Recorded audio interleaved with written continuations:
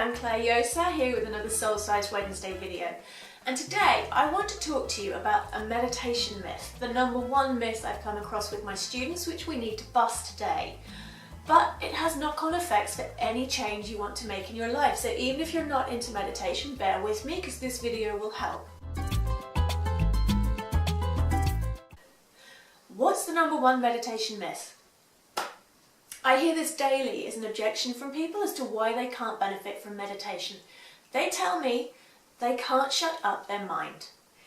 So many people think you have to make your mind go completely silent to be able to meditate and feel less stressed, feel calmer, feel happier, or feel healthier. It's simply not true. If you talk to meditation masters who've been meditating for decades, many of them can't shut up their mind, and that is not actually the point of meditation. See, there are three parts to meditation. The first one is being relaxed. You cannot meditate if you've just come in from a totally screwy, busy day and you expect to sit down and suddenly become Zen-like. It simply doesn't work. So you take yourself through relaxation procedures first. You might do a deep relaxation, you might just do some gentle breathing, and you settle in your body. Then the second key to successful meditation is acceptance. If you're fighting your thoughts, telling them you don't want them and your mind's got to go quiet and you're judging yourself because your mind isn't quiet, what is the likelihood of you being able to meditate? It's pretty low. So by accepting your thoughts, by accepting interruptions, by accepting the aches and pains in your body, you're much more likely to allow your mind to calm and to quieten and to actually reach a meditative state. And then the third key to successful meditation is concentration. If your mind is flitting like a grasshopper or a monkey all over the place, you're not going to meditate. So we train ourselves when we're learning to meditate, and when I'm teaching I do this. I train people bit by bit to be able to concentrate again. We are addicted to multitasking in our society, and that makes it so hard to concentrate on one thing. So gently focusing your mind, allowing it to calm, accepting the thoughts, letting them drift on through, and being relaxed but alert are the keys to successful meditation. And then meditation will quieten your mind. And notice I say quieten. I'm not saying it will make it go silent, but even 10 minutes a day for a week can make a difference. It can slow your thoughts, it can help you feel less stressed, it can reduce the number of stories you're telling yourself. All of it will help.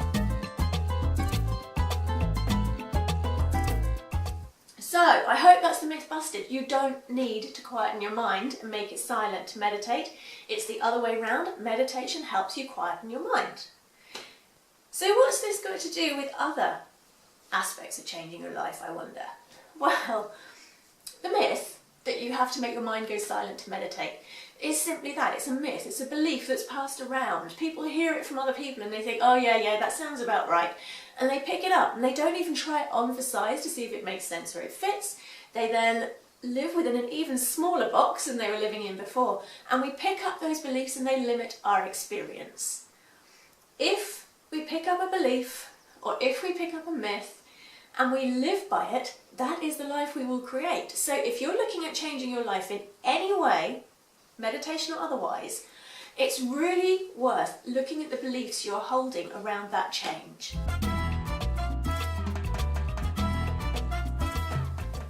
Think of a change you want to make in your life that maybe you've been struggling with. Pause and close your eyes and allow to bubble up the answer to this question. What do I believe about my ability to make this change that could be holding me back? What do I believe about my ability to make this change that could be holding me back? Let the answer bubble up. These are your myths. And for each one of those myths or beliefs, ask yourself really honestly, is that true? Or is it just something somebody told me? And notice what happens. Notice what shifts. Now, I'd love for you to share via the comments which changes that you've worked with on that exercise, which myths or beliefs came up, and are they true? Then you can ask yourself a final question that finishes this process and sets you free. What do I choose to believe instead? What do I choose to believe instead? And notice how this opens up the possibilities for changing your life, and it sets you free from the old limits and blocks that were sabotaging and getting in the way. So there we have it. That is how busting the #1 meditation myth can actually help you with any change in your life. I invite you to share via the comments how you got on with this technique today. I would love to hear from you. And if you enjoyed today's video, make sure you catch every episode by subscribing free to my weekly newsletter, www.soulsizedliving.com. I would love to see you there. And if meditation is your thing, when you've signed up to that newsletter, you'll find out how you can join in on my free 7-day introductory meditation course. It really helps make a difference in just a week. And if your heart's been calling you to dive in even more deeply, you won't want to miss my 90-day program, which is starting very soon. It really helps you get past your blocks and create a meditation habit that works for you, even if you're really, really busy. And it can make an amazing difference to your life. Thank you. I look forward to seeing you again soon.